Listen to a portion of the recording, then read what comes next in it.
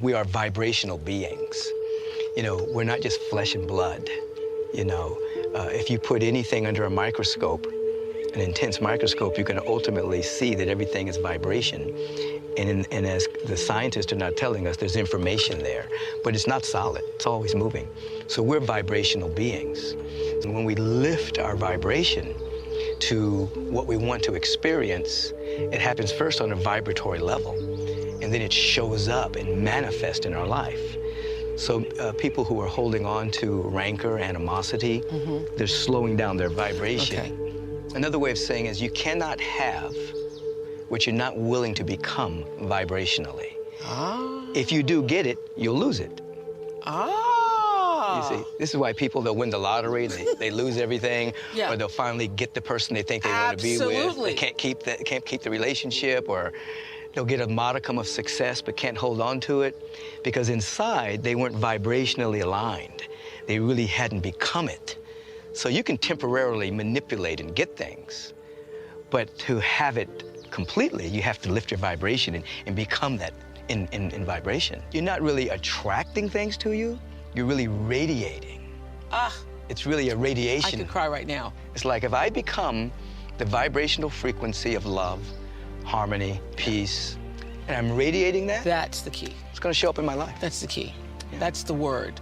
You're not attracting it. You have to be it and radiate it, and then it is drawn to you. Right. And you to it. Yeah. You have to like yourself when you're by yourself. Yeah. You have to like yourself. I mean, when you're by yourself, you have to look at those thoughts, the beautiful thoughts, the crazy thoughts. You have to embrace yourself. You have to forgive yourself. You have to love yourself. And when you can fall in love with yourself and like yourself when you're by yourself, now you can be with others. But if you don't like yourself when you're by yourself, then you're pulling on others to make you happy. Is it possible to life vision when you're at the bottom? Not only is it possible, that's probably the best time to do it. When circumstances and situations are pressing in upon us, the only way we can overcome them is to go within, to actually begin to ask very empowering questions with the awareness that this universal presence and its law will answer any question that you ask. So if you're in a situation that is pressing on you and you ask, what's trying to emerge in my life? What is my gift to share? What is my purpose? Why am I here on the planet? Not just how can I pay my rent, not just how can I stop the pain. You ask empowering questions, the universe will answer these questions in a language and in a way that you can understand. There'll be inner prompting, there'll be intuitive hits, nudges, signs, symbols, dreams. It'll come in the language of the individual soul and heart. The difficulty is that when people are in tough situations, they ask disempowering questions. Whoa. They say, what's wrong? Who's to blame? Yeah. Why me? Yes. Those are the disempowering questions. So the universe will answer those too. It'll pull on the database of human experience and say, you were born on the wrong side of the tracks, or you were born on the right side of the tracks, or this happened or that happened. It'll give you a bevy of excuses. But if you ask an empowering question, you'll get an answer to rise above the muck. So it's all about the question, the sincerity of the question, and then the ability and the willingness to really listen, to really be available. That's where the juice is. And that is available to every human being. Whether an individual is in prison, whether an individual is imprisoned by circumstance, imprisoned in their own mind about an event that happened in their past, it doesn't matter. Once you ask with sincerity, the universe will answer. That's the way it operates. It goes back to asking the question. Yeah. But it also goes back to understanding that the presence of God has never made a mistake, Yeah. doesn't do do-overs, and doesn't repeat itself. Therefore, each of us are unique expressions of the infinite. The way the infinite gets to express its infinite nature is through its uniqueness. Yeah. Therefore, I have a mandate to discover myself, Yeah. find out who and what I am, what my purpose is, and to express it. And that idea within us Yeah. is infinite and is always unfolding. So it's not a one and done. It's not, I've arrived. It's, I'm always on a journey of unfolding. You grow where you're planted. You grow where you're planted. And then you ask, what's trying to emerge? What's trying to unfold? And you'll start to get hints. You start to take baby steps walking in that direction. And as you take baby steps, inertia becomes momentum. And then possibilities start to reveal themselves. Potential starts to be activated. And you find yourself, as you look back, wow, I'm changed. I'm different. Yeah. When did that happen? You have to be in alignment with it. You have to have a level of practice. You have to give up your resistance to the circumstance. In other words, you're not arguing and resisting with the circumstances. Yeah, I know this person said, I prayed, I did that. God hadn't answered me yet. Yeah. This is the deal. God is always answering. Yes. But are we receiving? Are we listening? Are we available? Yes. So prayer, meditation, life visioning, it attunes us to become in alignment with that vibration. So we actually can hear it, we can actually feel it, and then move in that direction. Many people, if their prayers would be answered, they couldn't even receive it. They're not vibrationally ready. Victim consciousness is where many people live. Yeah. Somebody did it to me. The reason why I'm not happy is because he just my ex-boyfriend, my boss. The world isn't fair. The world isn't fair. They're doing it to me. The reason why I'm not happy is somebody else's fault. God did it to me. The devil did it to me. My astrological sign did it to me. The numbers did it to me. My mother. My karma. Yeah. Okay. That's the victim stage. Every victim has a victim story.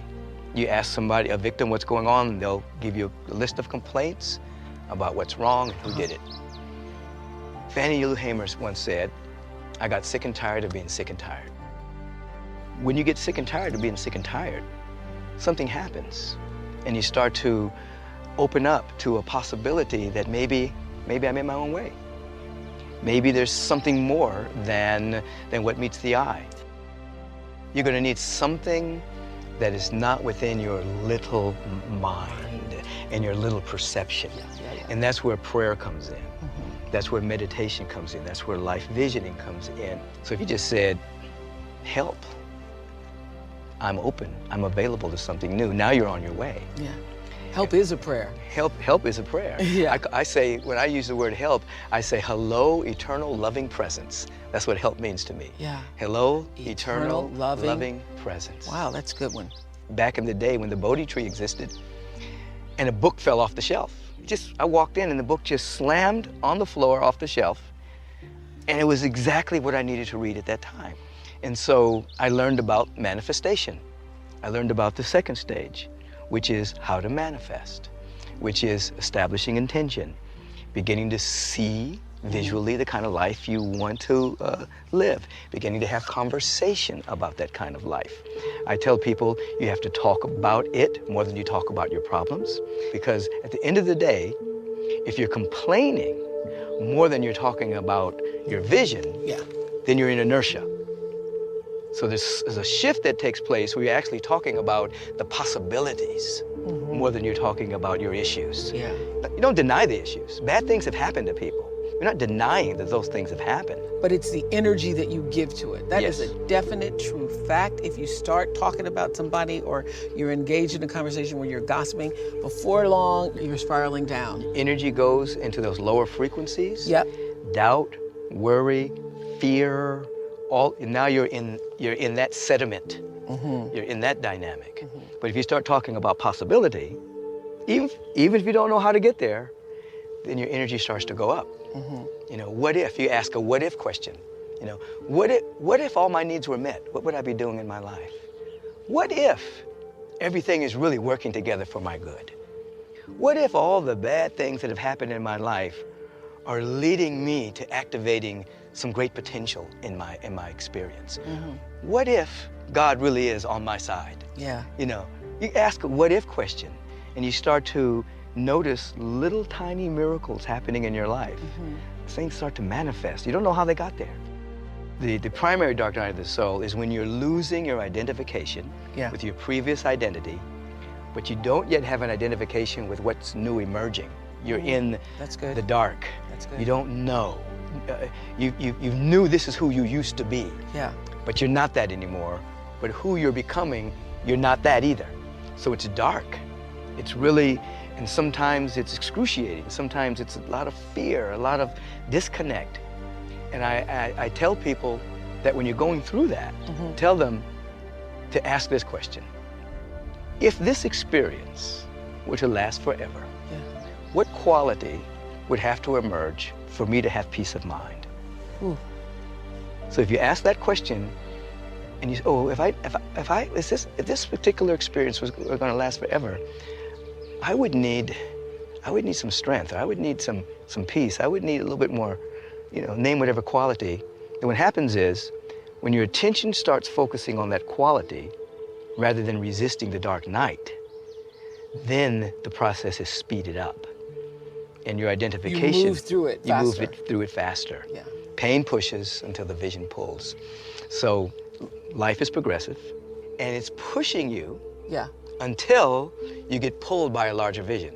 So once you have a vision that you can articulate. Okay, so pain pushes you, so it's hard, it's harder, it's harder, it's harder, and it's trying to force you into having a vision that's bigger than the pain. And that's a principle. Potential is always bigger than the problem. Potential is always bigger than the problem. Your potential is infinite and is always bigger than whatever problem you're going through. You begin to have a vision about the possibility. You start to be pulled by it, and then once you really sincerely embrace it, and your life begins to be, okay, when I wake up this morning, I'm going to walk in the direction of my purpose. I'm going to walk in the direction of my vision. I'm going to walk in the direction of that possibility and the potential, instead of allowing myself to go, oh, woe is me, or I can't believe, or I'm going to walk in the cosmic 2x4 doesn't need to hit you as much. Wow. You're pulled. You're being pulled more by joy, and it's like, I'm being pulled by something. Now, it doesn't mean you're not going to have challenges. Of course, of course. We're not praying to live a challenge-free life. We're praying that the challenges that come activate latent potential. Understanding that pain pushes until vision pulls. Ask what-if questions. Yes. Begin to visualize the kind of life you want to live. Begin to talk about it. Begin to write it down. Begin to dream about it. And then what I teach is, you talk about it. Doesn't mean you talk to everybody, because everyone is not trustworthy. That's right. You talk to selected friends. About it. About it. You talk to it. You actually talk to the vision. Talk to the possibility. Talk to love. You talk to peace. You talk to prosperity. I see you everywhere. I see you prosperity in the lawn.